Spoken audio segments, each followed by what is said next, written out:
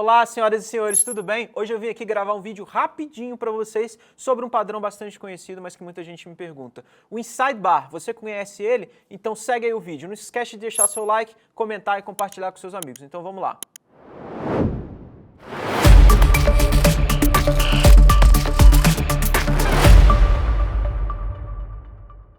O Inside Bar, ele é um padrão que ele parte de um princípio básico de mercado. O mercado, ele se move por expansão e contração. O mercado, ele respira, ele tem um pulso. E a volatilidade tem essa característica. Quando o mercado está mais volátil, ele está oscilando mais. Quando o mercado está menos volátil, ele está oscilando menos. Dentro da volatilidade, ela tem um caráter cíclico, igual os movimentos de tendência. Então, períodos que a gente tem uma volatilidade muito expandida, a gente espera que logo em sequência a gente tenha um período de volatilidade contraída. Quando a gente observa o mercado com uma volatilidade muito contraída, meu amigo, pode se preparar que em algum momento a gente vai ter uma expansão da volatilidade, um rompimento de uma lateralidade, enfim, um movimento mais brusco de tendência, e a gente tem que ficar ligado nesses momentos. É muito difícil determinar quando que essa volatilidade vai expandir, mas a gente tem alguns padrões que eles se baseiam nesse princípio. O Inside Bar é um deles. Vamos lá para a tela. O que é um Inside Bar? Basicamente, o Inside Bar ele é um candle que tem uma máxima mais baixa que a anterior e uma mínima mais alta que a anterior. Então, digamos que assim, a primeira barra, a barra da esquerda, ela está cobrindo a barra da direita. A gente tem vários nomes para esse tipo de padrão, tanto que o pessoal chama até de a grávida de alta, a grávida de baixa, o arame, né, que acontece em topos e fundos. Mas o Inside Bar é uma nomenclatura mais geral, até porque o arame, uma curiosidade, o arame ele considera a grávida de alta, a grávida de baixa, ele considera só o corpo. O Inside Bar a gente está falando da barra inteira. Então, basicamente, você tem um dia de expansão de volatilidade seguido de um dia de contração de volatilidade. E o que a gente espera depois de um momento de contração de volatilidade? Exatamente, uma nova expansão de volatilidade. E aí você pode operar o padrão. Algumas considerações que a gente pode fazer sobre o padrão do Inside Bar. A primeira barra, você não precisa ter ele não tem, na verdade, as duas barras não tem uma questão de cor definida, ou de, tem que ser uma barra de compra seguida de uma barra de venda, tem que ser uma barra de venda seguida de uma barra de compra, porque o princípio não é justamente essa interação entre compradores e vendedores. O princípio do padrão é as dinâmicas de volatilidade. Algumas outras coisas que é muito interessante. Você pode até aceitar uma máxima próxima da máxima anterior, uma mínima próxima da mínima anterior, mas quanto mais essa distância da amplitude das barras, quanto maior for a distância dessas amplitudes da barra, melhor. A ideia é que logo depois do padrão do candle de contração, você posicione, por exemplo, uma compra acima dessa máxima, caso rompa para cima, ou você posicione uma venda abaixo da mínima, caso rompa para baixo. Lembrando, dentro dos padrões de candle, na minha visão, na minha opinião, Lucas, o contexto é algo muito importante.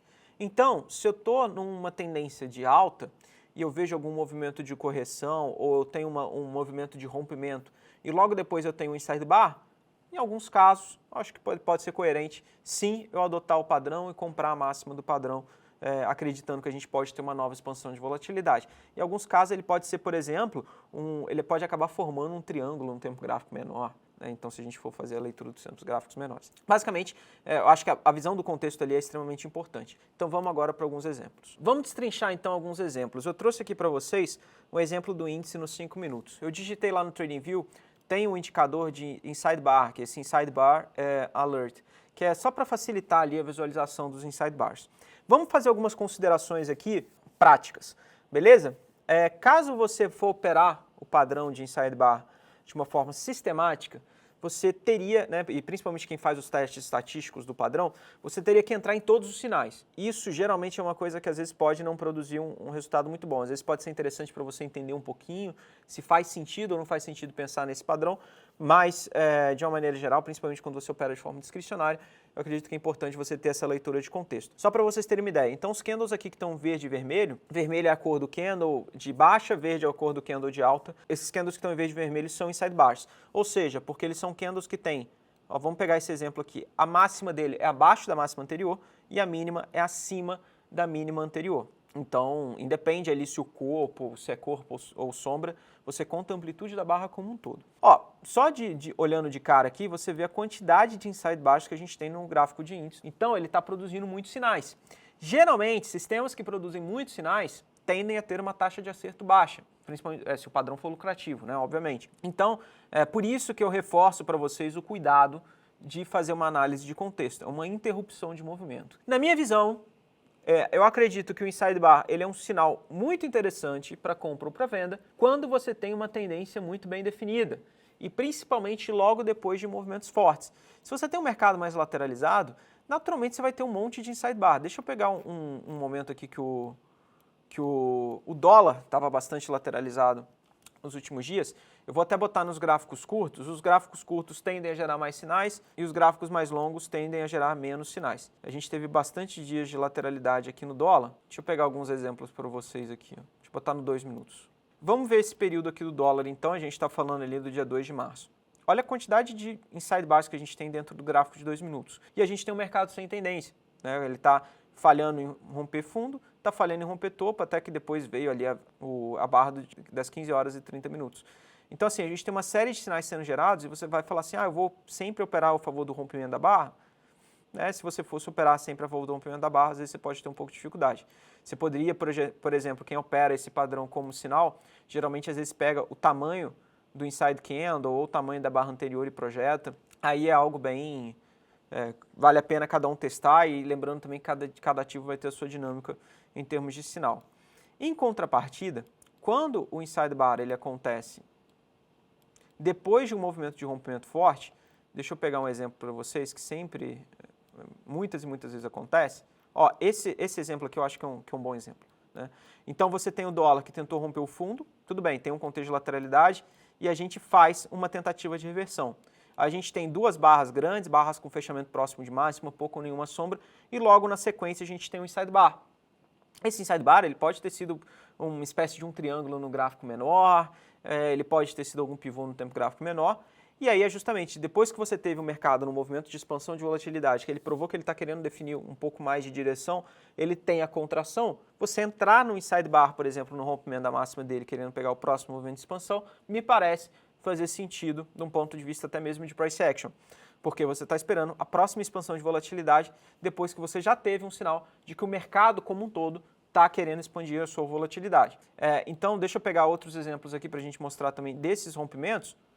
Ó, o índice, nesse desenvolvimento da pernada de alta que eu trouxe para vocês aqui, o pregão do dia 28 de fevereiro, a gente teve já um movimento de expansão de volatilidade com um ou outro inside bar no meio do caminho. E aí você pode usar esse inside bar como, digamos assim, você não pegou aquele movimento principal da tendência, você usa ele como se fosse um pullback curto, um respiro curto da tendência para você pegar o próximo movimento. Para a gente trazer um exemplo para queda, eu trouxe aqui para vocês o mini índice no dia 24 de outubro de 2022, o gráfico de 15 minutos. Se você for notar, a gente começou a ter uma pernada de queda e essa pernada ela está bem forte. Né? Naturalmente, em ciclos de rompimento, a gente vai ter bastante força, uma sequência de barras, etc. Mas a gente pode ter uma interrupção ou outra de tendência, às vezes ela pode aparecer com inside bar. Então, por exemplo, você tem aquelas duas pernadas de queda, depois a formação desse inside bar aqui que está marcado, depois no meio do caminho a gente tem uma continuidade da queda, um ou outro inside bar, e às vezes pode ser um sinal interessante para você tomar na venda, por exemplo, na perda da mínima do inside bar. O ponto aqui é que é o seguinte, geralmente o inside bar ele vai ter um stop mais curto, você pode tentar carregar ele para um movimento de tendência ou você pode usar como objetivo 2 vezes o inside bar, alguma coisa assim.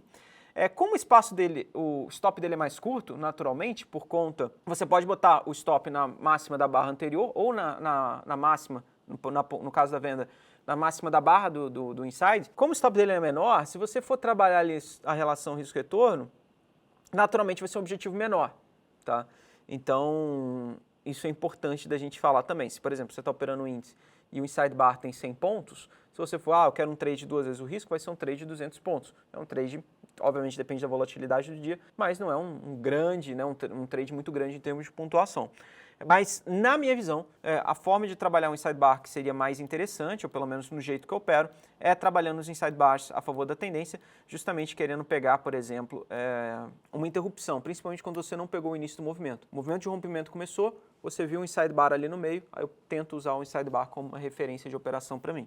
Lembrando também que em movimentos de lateralidade, você pode usar o inside bar se você estiver usando de uma forma sistemática e se o seu sistema tiver mostrado que ele é lucrativo, mas, por exemplo, eu trouxe VEG no gráfico diário, VEG está bastante lateralizada, com volatilidade bastante contraída, então naturalmente você vai ter uma série de inside bars ali, mas que não representam um sinal tão significativo, ou se você estiver operando de forma sistemática, vai ser o período, igual tem em todo o sistema, vai ser o período que você vai ter um drawdown maior, vai ser um período que você vai ter mais sinais falsos. Se você entra em todos os sinais, você vai acabar sendo prejudicado. Por exemplo, eu expliquei em um outro vídeo sobre o ADX, às vezes se você quiser você pode usar um inside bar quando você tem um ADX acima de tanto, te mostrando que tem tendência. Então, esse é o padrão de inside bar. Espero que vocês tenham gostado do vídeo, não se esqueça de deixar o seu like, comentar, compartilhar com seus amigos, isso é muito importante para a gente continuar fazendo o nosso trabalho e eu te vejo numa próxima. Tchau, tchau!